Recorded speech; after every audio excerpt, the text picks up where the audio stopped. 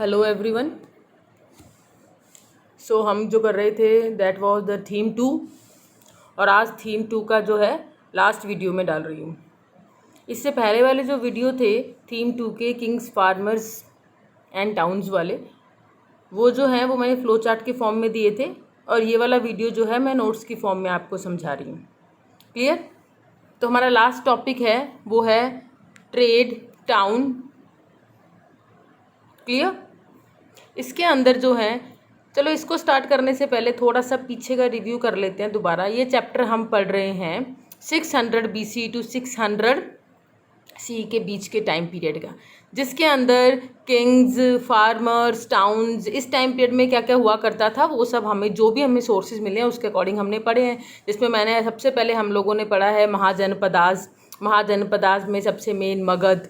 फिर उसके बाद जो है यहाँ के फेमस जो है राजा, जैसे हमने सबसे पहले पढ़े मौर्यास, फिर गुप्तास तक हमने जो उनके राजा पढ़े। फिर उसके बाद जो है कंट्री साइड या विलेजेस के आसपास के जो एग्रीकल्चर कैसे होता था, इरिगेशन फैसिलिटीज़ और विलेजेस की सिचुएशन कॉमन पीपल के सोर्सेज के थ्रू पढ़ी है।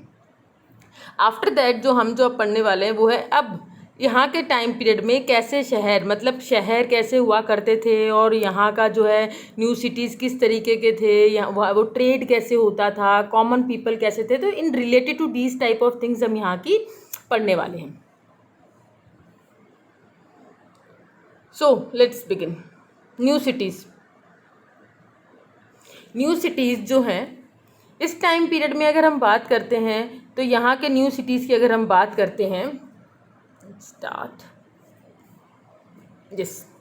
अगर हम यहाँ के टाइम पीरियड की बात करते हैं तो टाइम पीरियड कौन सा चल रहा है, 6000 BC से लेके 6000 CE के बीच का टाइम चल रहा है। तो 6000 BC में हमने क्या पढ़ा था, हमने पढ़ा था यहाँ के जो हैं महाजनपदास हुआ करते थे, 16 महाजनपदास थे। ठीक है, तो वहाँ के हमने मेन शहर भी पढ़े थे। इसमें मैंने आपको मेन 6 जैसे पाटलिपुत्र है, उज्जैन है, स्वर्ण नगरी, इस तरह के मेन टाउन्स मैंने आपको बताए थे। So the main towns were the routes of the communication. Main towns किस लिए हुआ करते थे, कम्युनिकेशंस के रूट के लिए।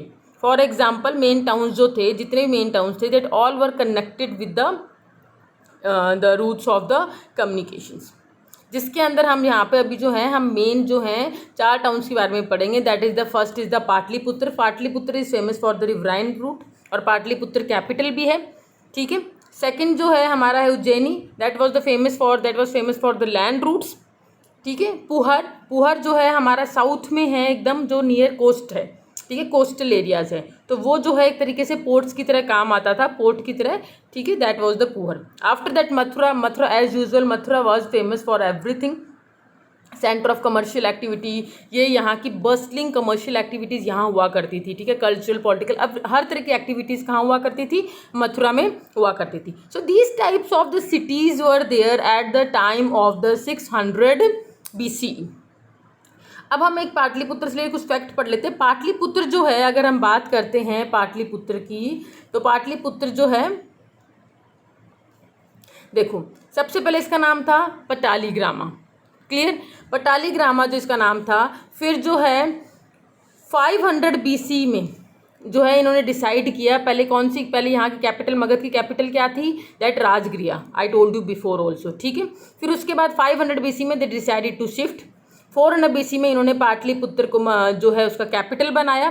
फिर उसके बाद जो है उस टाइम पीरियड के अंदर ये एशिया की लार्जेस्ट सिटी के नाम से जाने लगे। अब लार्जेस्ट सिटी मतलब यहाँ पे every type of transportation was there. अगर हम बात करते हैं यहाँ पे कम्युनिकेशन एक्टिविटी बहुत अच्छी थी, यहाँ के जो है हमारे trade routes, everything was very fine. So in whole 600 BC to 600 CE तक बहुत ज़्यादा अच्छी ये सिटी रही है। लेकिन अब हम बात करते हैं, ये this is the very important thing. जिस 700 BC के पास जो है चाइनीज़ पिलग्रिम थे, वो उनका नाम था ज़ुएनसैंग। ठीक है, वो जो है इस सिटी में आए जब उन्होंने पाया कि ये सिटी बहुत ही र्यून हो चुकी है, यहाँ पे पॉपुलेशन भी बहुत कम है। So it means at the time of 600 BCE to 600 CE ये बहुत अच्छी सिटी रही होगी। और आफ्टर दैट धीरे धीरे जो है ये, जैसे ही गुप्ता एम्पायर्स की बात करते हैं, ये धीरे धीरे जो इन लोगों का जो कंट्रोल कम हुआ और वैसे ही ये सिटी भी जो है र्यून होने लगी। तो this was our first topic new cities. तो न्यू सिटीज़ में हमने क्या पढ़ा है, 600 BC से 600 CE जो है मेन जो सिटीज़ हुआ करती थी वो सिटीज़ किस लिए फेमस थी, रूट्स ऑफ द कम्युनिकेशंस, ठीक है, और वो उसी के आसपास ही located, see all the major towns were located along the routes of the communication, जिसके मैंने आपको 4 एग्जाम्पल्स भी बता दिए हैं। Come to the next point. Next point is the urban population. अब जो हमने शहर पढ़े हैं, ठीक है, इन शहर की पॉपुलेशन कैसी हुआ करती थी, इन शहर की पॉपुलेशन कैसी हुआ करती थी, मीन्स कि यहाँ पे कौन कौन रहा करता था, क्या सिर्फ किंग्स ही थे या कॉमन पीपल्स थे, तो कौन कौन वो यहाँ पे रहा करते थे। तो सबसे पहले as we all knowing about that कि यहाँ पे जो है राजा महाराजा जब भी कैपिटल सिटीज़ में हमेशा रहते 45 सिटीज़ में रहा करते थे, ये 45 थी, ठीक है। तो ये जो शहर है आज भी वही फेमस, जैसे अगर हम बात करते हैं इसके अंदर जो है मथुरा की, तो आज भी वो उतना ही फेमस है। तो यहाँ से अगर हिस्टोरियंस कोई चीज़ निकालेंगे, एक्सकवेट करेंगे, तो it is very difficult to excavate from here. Why? क्योंकि यहाँ पे इंफॉर्मेशन इतना आसानी से मिलना आसान नहीं है। जैसे कि फॉर एग्जांपल अगर मैं बात करती हूँ हड़प्पन सिविलाइजेशन की, तो हड़प्पन सिविलाइजेशन से निकालना इन्फॉर्मेशन कितना ईजी था, क्योंकि there in the Harappan civilisation if you talk about today's, no one is living there in the Harappan cities now, ठीक है। लेकिन यहाँ के कुछ जो मेन हमारे यहाँ के जो मेन शहर हैं, जो आज भी वहाँ पे पॉपुलेशन, आज भी वहाँ पे लोग रहते हैं, तो वहाँ से इंफॉर्मेशन हिस्टोरियंस कैसे एक्सकवेट कर सकते हैं। Still due to the settlement, the archaeologists are yet unable to begin extensive excavation, but a wide range of artifacts have been recovered from them. लेकिन फिर भी वहाँ से कुछ आर्टिफैक्ट जो हैं उन्हें मिले हैं। Harappan cities were ruined, but these are the main urban centers are not, because peoples are still living there. वो मैंने अभी आपको जस्ट बताई है। अब यहाँ पे बहुत सारे आर्टिफैक्ट्स मिले हैं, ठीक है। किसकी बात कर रहे हैं, अब तुम इसमें अगर याद रख रहे हो तो मेन सिटी जहाँ पे आज भी लोग रहते हैं, जो हमारे लिए आज भी बहुत, जैसे फॉर एग्जांपल मथुरा आज भी बहुत इंपॉर्टेंट सिटीज़ है, यहाँ पे बहुत तरीके के जो हैं आर्टिफैक्ट्स फिर भी मिले हैं। फॉर एग्जांपल जिसमें सबसे इंपॉर्टेंट जो आपको याद रखना है, that is the northern black polished where, ठीक है। नॉर्दर्न ब्लैक पॉलिश्ड वेयर क्या होता है, फाइन पॉटरी बाउल्स जो हैं या डिशेज, जग मतलब जो हैं जो बर्तन वगैरह जो हैं चिकनी मिट्टी के जो है, तो नॉर्दर्न ब्लैक पॉलिश्ड हुआ करती थी। तो इस तरह के बर्तन पाए गए हैं, ठीक है। और ये वाले बर्तन जो थे black polished, most probably rich people use किया करते थे। Ornament tools, weapons, vessels, figurines made a wide range of materials. अब यहाँ पे बहुत सारी चीज़ें जो एक्सकवेट करने के बाद जो निकली हैं, वो सारे के सारे जो आर्टिफैक्ट्स हैं, लाइक ऑर्नामेंट्स निकले हैं, टूल्स निकले हैं, वेपन्स, ये सारी चीज़ें यहाँ पे जो हैं पाई गई हैं स्टोरीज ने जिनको एक्सकवेट किया है। अभी किन चीज़ों की बनी हुई थी, ये गोल्ड ऑर्नामेंट्स हैं, नेचुरल सी बात है, गोल्ड है, सिल्वर है, या फिर कॉपर है, ब्रोंज, आइवरी, शेल, टेराकोटा, इन सब चीज़ों से बने, ये मटीरियल से इन सब से बने हुए थे। Clear? Come to the next one की अब बात करते हैं। अब मैंने आपको 600 से टाइम पीरियड के बारे में जो मैंने आपको बताया है कि हम मेन सिटीज़ थे, मेन सिटीज़ के अंदर जो है उन्हीं में से सिटीज़ जो अगर हम आज की बात करते हैं तो वहाँ से इतनी इन्फॉर्मेशन निकालना was not the easy thing. Clear? लेकिन फिर भी कुछ ऐसी चीज़ें पाई गई हैं बाय द 2000 BC के आसपास के, अगर हम बात करते हैं 2000 BC की, votive inscription as a source हमें मिला है, ठीक है। कब की बात, कब के इंस्क्रिप्शन है, 200 BC के टाइम पीरियड पे हमें इंस्क्रिप्शंस पाए गए हैं, उस टाइम पीरियड के इंस्क्रिप्शन पाए गए हैं, that known as the votive inscription. अब वोटिव इंस्क्रिप्शन क्या होते हैं? वोटिव इंस्क्रिप्शंस एक तरीके से कभी किसी को कोई हम गिफ्ट वगैरह देते हैं, जैसे मंदिरों में हम दान वगैरह करते हैं तो हमारे नाम वगैरह लिखे होते हैं मंदिरों में एंड टेम्पल्स के अंदर, जस्ट दैट टाइप। तो record gift made to the religious institution, that is the votive inscription in the number of the cities. जैसे अगर मथुरा की बात ही कर रहे हैं, बहुत सारे टेम्पल्स वगैरह होंगे, तो वहाँ पे जो भी मतलब दान दक्षिणा जैसे रईस लोग या फिर जो मर्चेंट्स वगैरह दिया करते थे, तो उनके बट नेचुरल सी बात है उनके बारे में वहाँ पे लिखी हुई तो होंगी, उनके नाम लिखे होंगे, क्या काम करते थे या उनके गिल्ड या कुछ भी उससे इन्फॉर्मेशन जो है लिखी। तो इससे जो है हिस्टोरियंस ने वोटिव इंस्क्रिप्शन से काफ़ी सारी जो है जो है इंफॉर्मेशन निकाली है, जिसकी हम बात करें वोटिंग इंफॉर्मेशन समझ में आ गया। इंस्क्रिप्शन जिससे फॉर एग्जांपल अब उसमें क्या क्या होगा, उसमें होगा जैसे डोनर और उसके ऑक्यूपेशन के बारे में पता चल जाता है इससे, ठीक है। और इससे जो है we also help it also voting inscription also help to find about the bankers, kings, religious teachers, town, scribes, weavers, इन सब के बारे में, क्योंकि किसी ने कुछ ना कुछ थोड़ा बहुत जो भी जो है एज अ गिफ्ट दिया है तो उनके बारे में कहीं ना कहीं कोई इन्फॉर्मेशन तो जो है मिलती ही होगी। ये सब इन्फॉर्मेशन जो हैं, ये सब जो आपको दिखाई दे रही हैं, ये सब वोटिंग इंस्क्रिप्शन से मिली हुई हैं। जैसे उससे ये पता चला हमें कि यहाँ पे गिल्ड्स और श्रेणीज होती होगी। गिल्ड्स और श्रेणीज ऑर्गेनाइजेशंस, ठीक है, मर्चेंट ऑर्गेनाइजेशंस। वहाँ पे गिल्ड्स जो है प्रोबेबली जो है किस काम में, गिल्ड्स के क्या काम होते हैं, क्या करती होंगी, या तो रॉ मटेरियल प्रोड्यूस करती होंगी, या फिर प्रोडक्शन करवाती होंगी, या फिर फिनिश गुड्स की मार्केटिंग, कुछ भी इस तरह काम जो है वो सब करते होंगी। ये सारी चीज़ें इंफॉर्मेशन जो है हमें मिली है।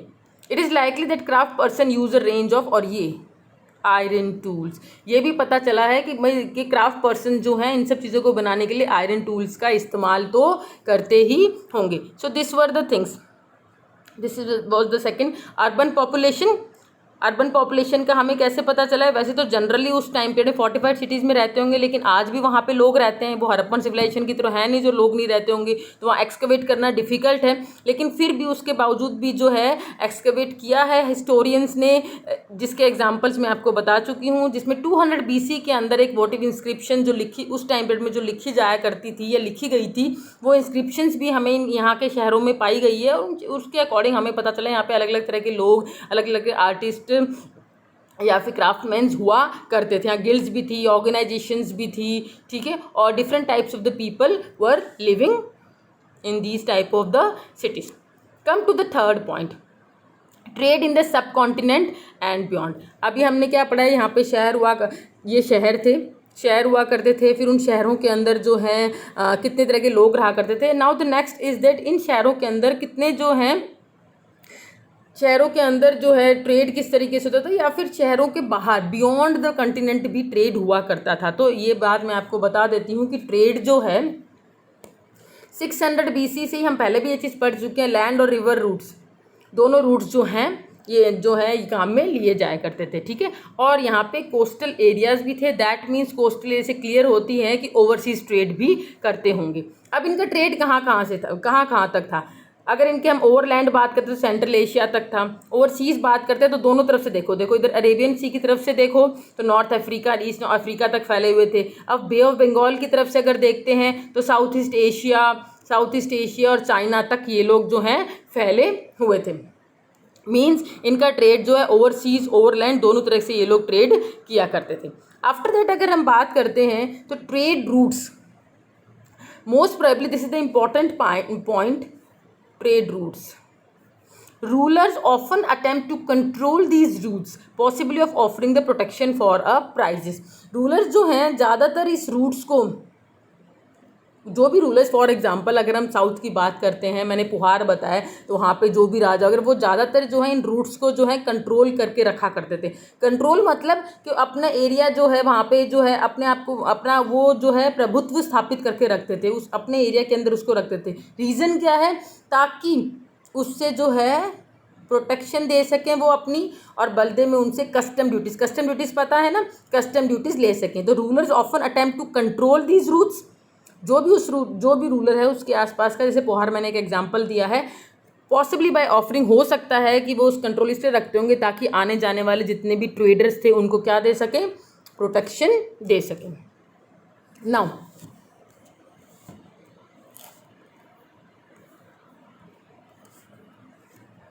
कम टू द नेक्स्ट वन। अब ट्रेडर्स कैसे होते होंगे, पैडलर्स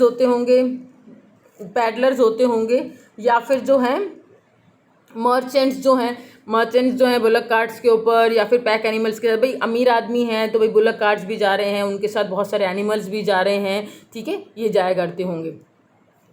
उसके बाद ये कुछ ऐसी एग्जांपल्स हैं, जैसे कि ट्रेडर्स को क्या क्या नाम से, तमिल में ट्रेडर्स को मसतुवन बोलते थे, या फिर प्रकृत में सेठीज और सतवाहनास बोलते थे।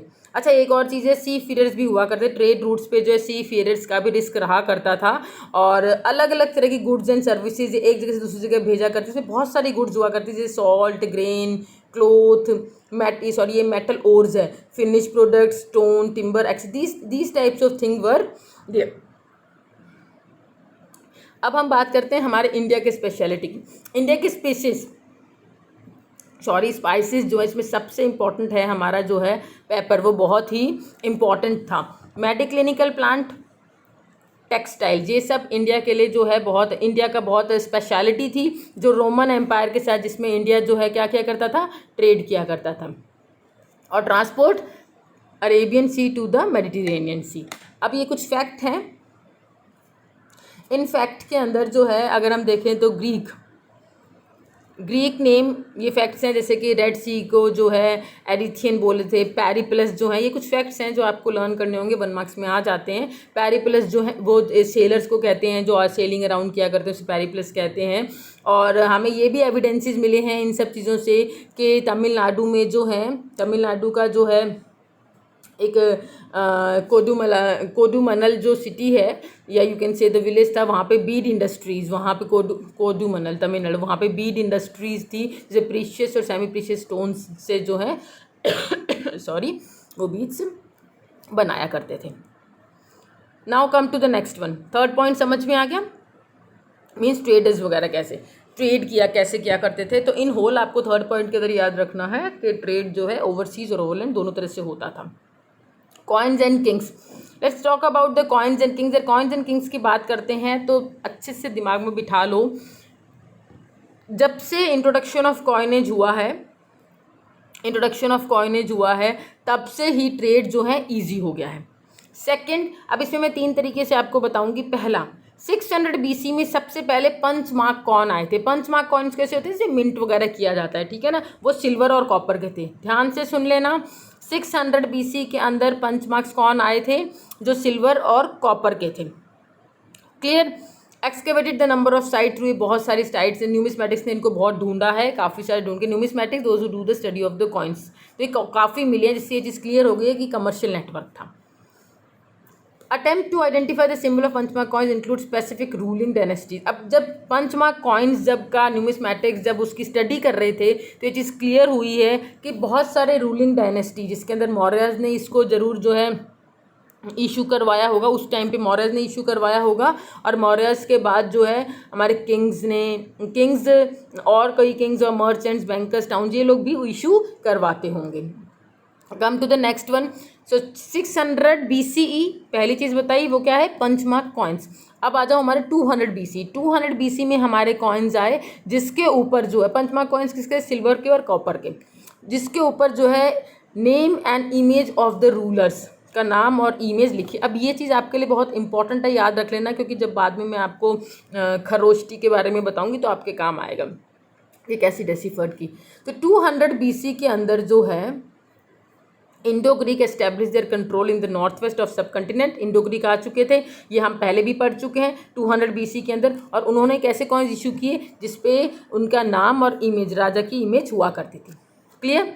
So first 600 BC, second 200 BC, third 100 CE।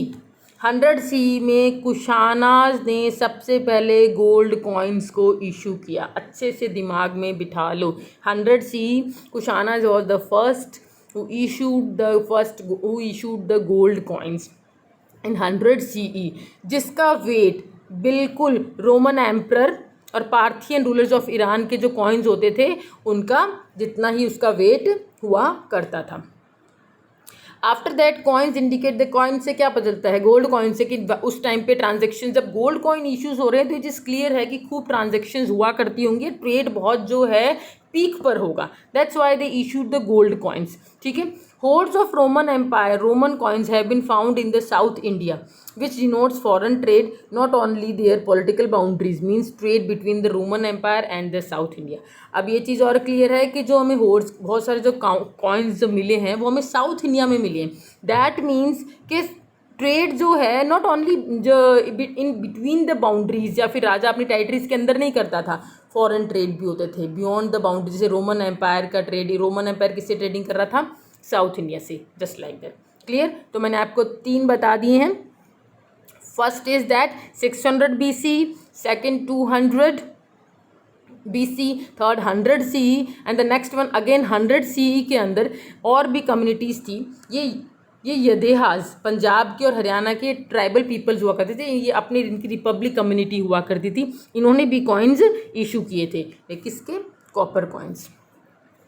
Means that they were also interest in participation. तो इसका मतलब ये लोग भी ट्रेड किया करते थे और जो है इकोनॉमिक इंटरेस्ट मतलब पैसे वैसे जो हैं कमाने में ये लोग भी विश्वास किया करते थे। Come to the 300 CE। 300 CE की अगर हम बात करते हैं तो गुप्ता एम्पायर आ गया 300 CE के अंदर, गुप्ता गोल्ड कॉइन्स। और गुप्ता कॉइन्स में, गुप्ता एम्पायर में सबसे वैल्यूएबल गोल्ड कॉइन जो है गुप्ता एम्पायर ने बनाया। स्पेक्टेकुलर वैल्यूएबल गोल्ड कॉइन्स किसने बनाए? गुप्ता। दिमाग जो सब इस उनकी जो गोल्ड की प्योरिटी के लिए बहुत ही फेमस है। These coins facilitate long distance transaction for which Kings also, बस एज यूजल जो हमें पता ही है। 600 CE। अब हम बात करते हैं, देखो मैंने आपको बताया 600 BCE, फिर 200 BCE, फिर 100 CE, फिर अगेन 100 CE जो है रिपब्लिक्स ने जो अलग से जो कॉइन्स इशू किए थे, फिर 300 CE गुप्तास। अब गुप्तास के बाद जो है 600 CE तक का हमारी जो स्टोरी है वो चल रही है। 600 CE के बाद हिस्टोरियंस को जो है फाइंड्स दैट के गोल्ड कॉइन्स टेपर ऑफ, मतलब धीरे धीरे जो अब वो उनको ये पता उन्होंने एक्सकवेट किया या फाइंड आउट किया कि अब वो कॉइन्स जो हैं इतने नहीं हैं वहाँ पे, मतलब वो टेपर ऑफ होने लगे, कम होने लगे।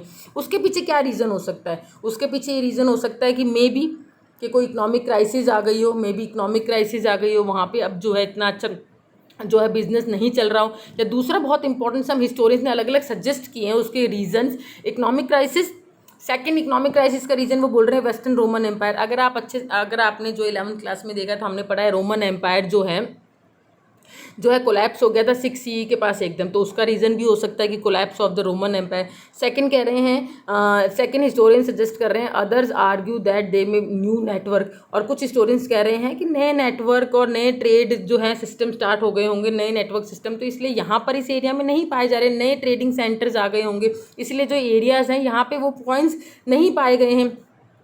थर्ड बोल रहे हैं, थर्ड वाला, they also argue that finds of coins were fewer but continue to be mention in the inscription and the text, के मिले नहीं हैं कॉइन्स, मिल नहीं रहे हैं कॉइन्स उस टाइम के बाद, लेकिन इंस्क्रिप्शंस में उनके बारे में लिखा गया है, रेगुलरली लिखा जा रहा था। दैट मीन्स वो कॉइन जो है होर्डेड में नहीं थे, सर्कुलेशन में थे, मतलब कि एक जगह इकट्ठे नहीं मिले हैं उनको, लेकिन वो कॉइन सर्कुलेशन में रहे होंगे। दैट मीन्स द बिजनेस चल रहा होगा। तो that was the story of the coins.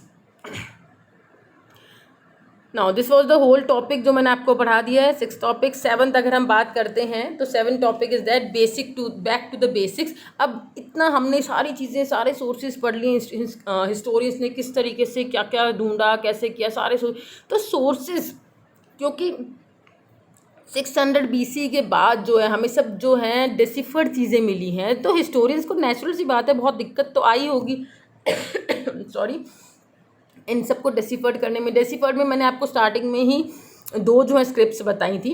First is the Brahmi and second one is the Kharoshthi. तो इन दोनों को ढूंढने में जो है, इन दोनों को फाइंड आउट, नॉट ढूंढने में, इन दोनों को जो है डिसिफर करने में क्या क्या परेशानी आई होगी हिस्टोरियंस को, कैसे कैसे इन्होंने किया होगा, किस तरीके से किया होगा।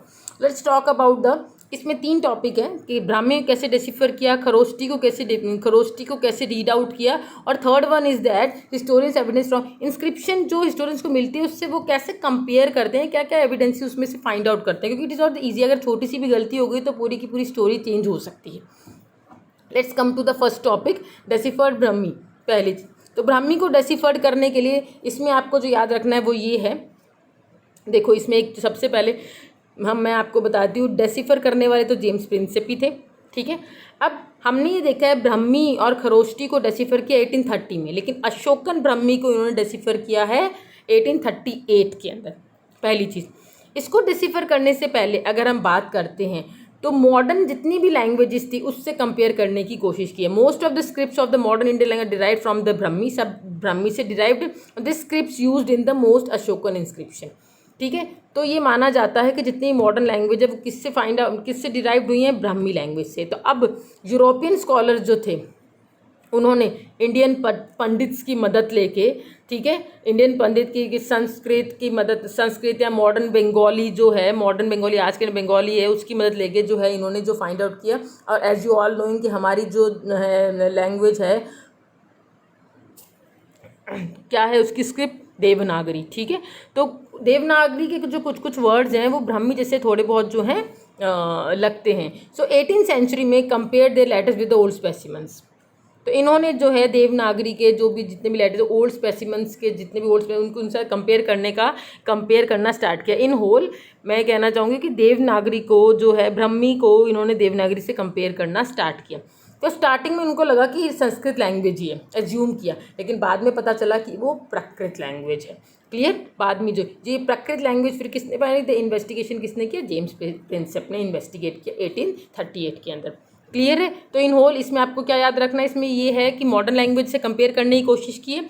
मॉडर्न लैंग्वेज में किससे, इंडियन मॉडर्न लैंग्वेज की बात कर रही हूँ, इंडियन लैंग्वेज की बात कर रही हूँ, मतलब हिंदी से कंपेयर करने की। यार हिंदी किस में लिखी जाती है, देवनागरी लिपि में लिखी जाती है, उससे कंपेयर करने की कोशिश की। उसके जो है ओल्ड स्पेसिमेंस के साथ कंपेयर किया। तो पहले तो इनको लगा संस्कृत है, बाद में दे फाइंड आउट दैट कि ये संस्कृत नहीं है, प्राकृत है। तो इस चीज़ की इस चीज़ का कंक्लूड क्या हुआ, 1838 में ये चीज़ कंक्लूड कर दी जेम्स प्रिंसेप ने कि अशोकन ब्राह्मी लैंग्वेज है।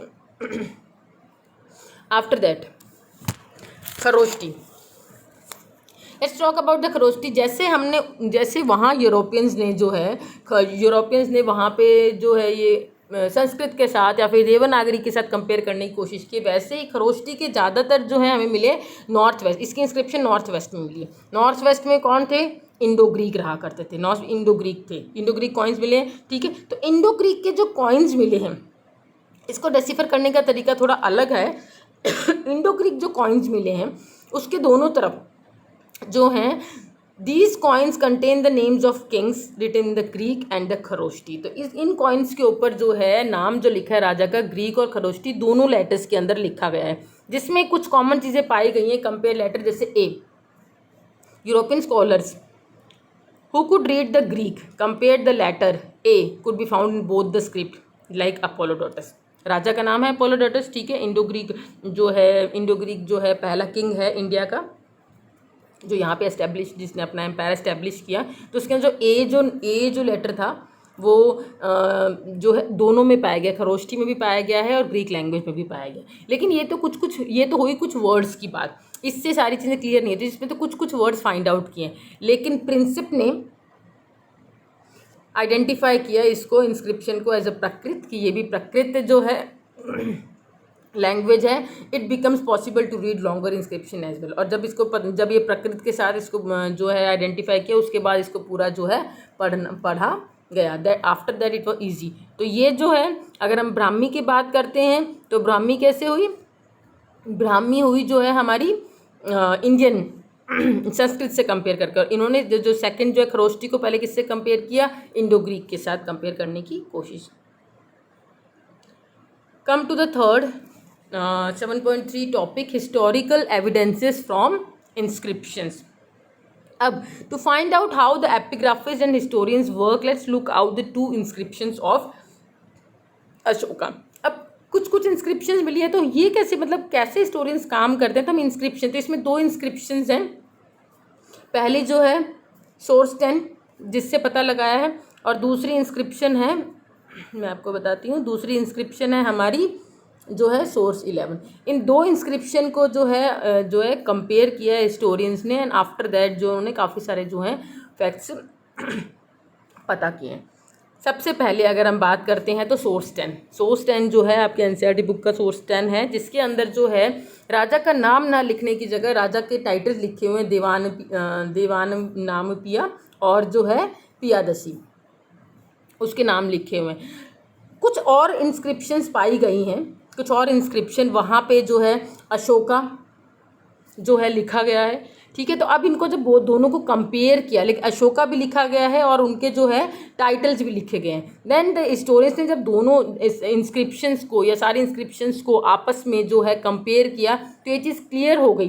कंपेयर करने का तरीका क्या था कि कंटेंट क्या लिखा है, स्टाइल क्या है, कौन सी भाषा में लिखा है, और पैलियोग्राफी होते हैं एंशिएंट राइटिंग सिस्टम, किस तरीके से लिखा गया है। तो एपिग्राफिस्ट ने ये कंक्लूड किया कि दोनों जो है सेम रूलर के बारे में ही लिखा गया है। तो इन होल जितने भी इंस्क्रिप्शंस थे वो सब अशोका के बारे में, अशोका के द्वारा ही लिखवाए गए थे, लेकिन उनके अलग अलग टाइटल्स, कोई तो उनको पियादशी बोलता था, कोई उनको देवनामप्रिया के नाम से बोला करता था। It is also noted that Ashoka claims, we are only talking about source 10, that earlier rulers had no arrangements. अच्छा, ये इस कंपेरिजन से अलग है, ठीक है। This was the first thing. Source 10 से जो कंपेयर किया, कुछ इंस्क्रिप्शन में पियादशी लिखा है तो कुछ में अशोका और पियादशी दोनों लिखा है, तो इन सबको कंपेयर किया। कंपेयर करने का तरीका उनके कंटेंट, स्टाइल, लैंग्वेज और पैलियोग्राफी था, जो एपिग्राफिस्ट थे जो है कंपेयर किया। अब उसकी जो इंस्क्रिप्शन है सोर्स 10, उसमें ये चीज़ क्लियर की गई है, अशोका ने ये लिखवाया है कि अशोका से पहले जितने भी किंग्स थे उन्होंने जो है रिपोर्ट्स को लेने के उनके कोई मतलब किसी भी तरीके से कोई अरेंजमेंट नहीं किया हुआ था उन लोगों ने, पुराने किंग्स ने, कि किस तरीके से खबरें आएंगे। जैसे खबरी होते हैं, those who are giving the information like that. Historians constantly जज the statement written in the inscription. तो ये जो इंस्क्रिप्शन में बारी बारी जो लिखी गई है, इस इंस्क्रिप्शन को हिस्टोरियन ने जज करने की कोशिश की है, और ये दे आर एक्चुअली कंपेयरिंग के क्या ये सही लिखा है, क्या रीजनेबल है, प्लॉजेबल है, या फिर सिर्फ है ना बढ़ा चढ़ा के राजा ने अपनी सिर्फ तारीफ कर दी है।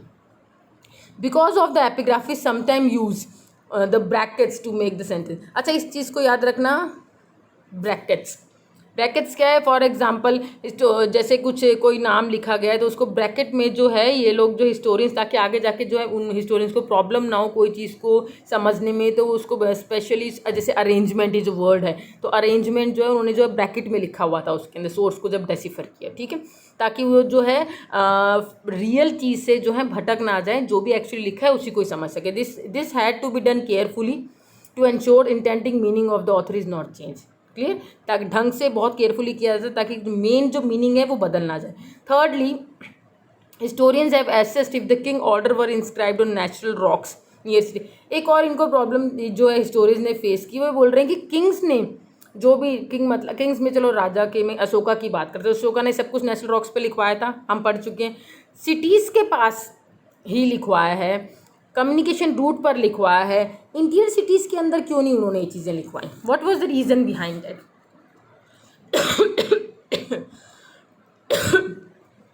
क्या तो हिस्टोरियंस के मन में बहुत सारे क्वेश्चंस आते थे, क्या जो पास से निकलने वाले थे वो जो हैं रुक के पढ़ते थे? क्या सारे लोग पढ़े लिखे थे?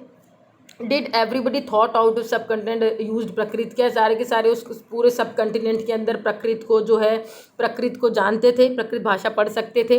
Would the order of king have been followed? क्या किंग्स के ऑर्डर फॉलो किए जाया करते थे? इस तरह के क्वेश्चन जो हिस्टोरियंस के मन में आए, क्योंकि ये जैसे सोर्स 10 है उससे ये चीज़ें क्लियर नहीं होती, बस उन्होंने तो डायरेक्ट लिख दिया कि भाई अरेंजमेंट्स जो है पहले किंग्स ने नहीं किए थे। तो क्या अपनी बात सिर्फ अशोका अपनी बात रख रहे हैं, अशोका किंग ने जो उस टाइम किंग्स ने, या फिर कोई उसमें फैक्ट भी है? तो इसीलिए हिस्टोरियंस को अलग अलग तरीके से इस चीज़ों को इन एविडेंस को फाइंड आउट करना पड़ता है। Clear? Now let's talk about the source 11। If you look at the inscription, some of this types of problems were evident. अब अगर हम ये सारी प्रॉब्लम्स देखते हैं जो हमने सोर्स 10 में देखी हैं, तो कुछ सोर्स एसेस में ये चीज़ें क्लियर भी हो जाती हैं, इस तरह की कोई प्रॉब्लम्स नहीं आती। फॉर एग्जाम्पल सोर्स 11 में जो है, सोर्स 11 के अंदर लिखा गया है जिसमें अशोका ने कलिंग युद्ध के टाइम पे जो है अपनी सफरिंग्स जो है किस तरीके से वो उसने जो है इतना सफ़र किया, और उसके बाद किस तरीके से जो है मतलब अशोका का एटीट्यूड चेंज हो गया, और उसके बाद उन्हें वॉर्स को बिल्कुल ही छोड़ दिया। ठीक है, तो ये सब चीज़ों के बारे में लिखा गया है। The inscription tell us clearly about the suffering of the rulers. I am talking about the source 11 as well as change in the attitude towards the warfare. But this situation become more complex if we move beyond the face value. Means if we start doing in deep. तो ये बहुत ज़्यादा situation बहुत complicated होती है, मतलब जो लिखा है सिर्फ अगर उसी को पढ़ते हैं दैन इट इज़ ओके। अगर उसके ज़्यादा डीप में चले जाते हैं, उसके बारे में कुछ और सोचते हैं, तो अगेन जो है हिस्टोरियंस के लिए बहुत सारे क्वेश्चंस खड़े हो जाते हैं। For example, Ashokan inscription have been found in present day Odisha, but we depict that the anguish is missing. Ashokan की इंस्क्रिप्शन उड़ीसा में भी पाई जाती है, लेकिन वॉरफेयर की, कलिंग उड़ीसा में वॉरफेयर की जो सफरिंग थी वो वहाँ पे नहीं है। तो उसका रीज़न क्या है? उसका रीज़न क्या हो सकता है? तो उसका रीज़न ये है कि क्या जानबूझ के जो है अशोका ने जो है means inscription had not been found in region that were conquered. Why? क्योंकि वहाँ वो एरिया या वहाँ के लोगों ने इतना सफ़र किया है, वो इतना पेनफुल था कि इसलिए वहाँ पे उन्होंने जो है इस चीज़ को लिखवाया ही नहीं। So historians make that anguish of the recent conquest was too painful in the region, maybe therefore the ruler was unable to address the right about the issue। इसीलिए जो है उस एरिया में उन लोगों ने जो है वॉरफेयर के बारे में कुछ भी नहीं लिखवाया। तो may be that can be the reason. Clear? And the last topic is limitations of the inscription. अब ये सारी इंस्क्रिप्शन हमने पढ़ी, इंस्क्रिप्शंस के थ्रू हमने पूरा का पूरा चैप्टर पढ़ा है। ठीक है, हमने सोर्सेज जो है इंस्क्रिप्शन जो है डेसिफर की गई, ब्राह्मी में खरोष्टी में थी अशोकन इंस्क्रिप्शन। 1930 में जो है प्रिंसिप ने जो है ब्राह्मी एंड खरोष्टी डेसिफर कर लिया और अशोकन ब्राह्मी को 1938 तक डेसिफर किया। क्लियर? अब ये सारी चीज़ें हम इंस्क्रिप्शन, तो इंस्क्रिप्शंस में हिस्टोरियंस को पढ़ते टाइम या उसको रिवील करते टाइम क्या क्या प्रॉब्लम्स आई थी, क्या सारे इंस्क्रिप्शन प्रॉपरली पढ़ लिए या कुछ मतलब उसमें कुछ प्रॉब्लम्स भी आई हैं। तो दो तरीके की प्रॉब्लम्स थी, technical problems and fundamental problem. Technical problems in that मतलब इंस्क्रिप्शन में क्या क्या प्रॉब्लम्स थी, क्या क्या थी। तो there are limits to what epigraphy can reveal. तो इसमें भी लिमिट्स हैं जो एपिग्राफी कैन रीड, मतलब सारी चीज़ें एपिग्राफिस्ट ने जो है अभी भी जो है डेसिफर नहीं कर पाए because of so many problems या so many limits. What were they? सबसे पहली चीज़ अगर हम बात करते हैं, letters are very faintly engraved, मतलब अब प्रॉपरली जो है मतलब धुंधले हो गए से ढंग से दिखाई नहीं दे रहे थे। Constructions were the reconstruction were uncertain. inscription may be changed or letter missing, some of which may be specific to a particular place or time। जो inscription जो हमें properly दिखाई नहीं दे रही है, जो missing हो चुकी है, हो सकता है वहाँ पे कुछ place और time की information थी जो चली गई है हाथ से। तो if we see the journals we realize that scholars are constantly debating। अगर हम बात करते हैं जर्नल्स की तो हम ये रियलाइज़ करेंगे जितने भी स्कॉलर्स हैं जो डिसिफर कर रहे हैं वो अब डिबेट हर इन सब चीज़ों पे कॉन्स्टेंटली डिबेट करते रहते हैं कि उसमें क्या होगा और किस तरीके से मतलब how way to reading the किस तरीके से इंस्क्रिप्शन उन इंस्क्रिप्शंस को रीड किया जा सकता है। ऑल दो several found but not all deciphered. सारी की सारी डेसिफर्ड नहीं हुई हैं, पब्लिश नहीं हुई हैं, ट्रांसलेटेड नहीं हुई हैं। Besides many inscription must have existed but not survive because of the revision. बहुत सारी हैं लेकिन समय के साथ वो जो है एकदम जो है ख़राब हो चुकी हैं, सर्वाइव ही नहीं करी हैं। तो हमें क्या मिला है? हमें सिर्फ इंस्क्रिप्शंस का फ्रैक्शन में इंस्क्रिप्शंस मिली हैं। क्लियर? अब हम बात करते हैं फंडामेंटल प्रॉब्लम की। Fundamental problem is just like जो इन्फॉर्मेशन मिली है वो प्रॉपरली हमें उसमें पॉलिटिकली इकोनॉमिकली कुछ भी ऐसा रिकॉर्ड जो है हमें उसमें प्रॉपरली नहीं मतलब नहीं मिल पाया है। Routine agriculture life, routine life, रोज़मर्रा की खुशियाँ, सौरोज, ये सब चीज़ें उसमें मेंशन नहीं हुई हैं। इंस्क्रिप्शन में शो द प्रेजेंट। अब इंस्क्रिप्शन जिन्होंने लिखवाई हैं, जो जिसने भी लिखवाई हैं उसका पर्सपेक्टिव है, आम जनता का पर्सपेक्टिव उसमें हमें नहीं मिल पाया है। और ये एक वर्ड आएगा जक्सटापोज्ड, मतलब उसका कंपैरिजन जो है नहीं किया गया है। उसमें जो है कॉमन पीपल या फिर किंग या उनके बीच में प्रॉब्लम्स या उनके फैक्ट्स कुछ नहीं है। So the inscription need to be juxta, उसको कंपेयर करना ज़रूरी है with other perspectives. So arrive to better उससे हम जो है प्रॉपरली जो है इस चीज़ को अंडरस्टैंड कर पाएंगे। So epigraphies were instrumental in understanding the historians of king. Study of inscription can not provide full. कोशिश कर रहे हैं लेकिन सारी की सारी इन्फॉर्मेशन जो है एपिग्राफिस्ट को नहीं मिली है। सो ऑल्सो हिस्टोरियंस ऑफन, तो हम ये इस चीज़ से क्लियर है कि हिस्टोरियंस जो है, पहले हिस्टोरियंस ने, चलो ये देखो स्टार्टिंग में अर्ली 20वीं सेंचुरी में वो किंग्स की हिस्ट्रीज मतलब टाइम के अकॉर्डिंग भी जो है जैसे जैसे समय बदलता है वैसे वैसे जो है ढूंढने में जो मतलब इंटरेस्ट भी चेंज होता है। स्टार्टिंग 20वीं सेंचुरी में किंग्स की हिस्ट्रीज पर फोकस किया, फिर मिड 20वीं सेंचुरी में जो इकोनॉमिकल चेंजेस पे फोकस किया। अब रिसेंट डिकेड्स में वो माइनर ग्रुप्स जो हैं वे फोकस करने की कोशिश कर रहे हैं। तो this was probably lead to fresh investigation of old resources and development of the new strategies of the analysis. तो इस तरीके से जो है नई नई स्ट्रेटजीज़ जो हैं मतलब उन्हीं ओल्ड रिसोर्सेज से, ओल्ड इन्वेस्टिगेशन से हिस्टोरियंस या एपिग्राफिस्ट आज भी नई नई चीज़ों को, नई स्ट्रेटजीज़ को, नई चीज़ों को एनालाइज करने की कोशिश कर रहे हैं। So this is our chapter that whole completed.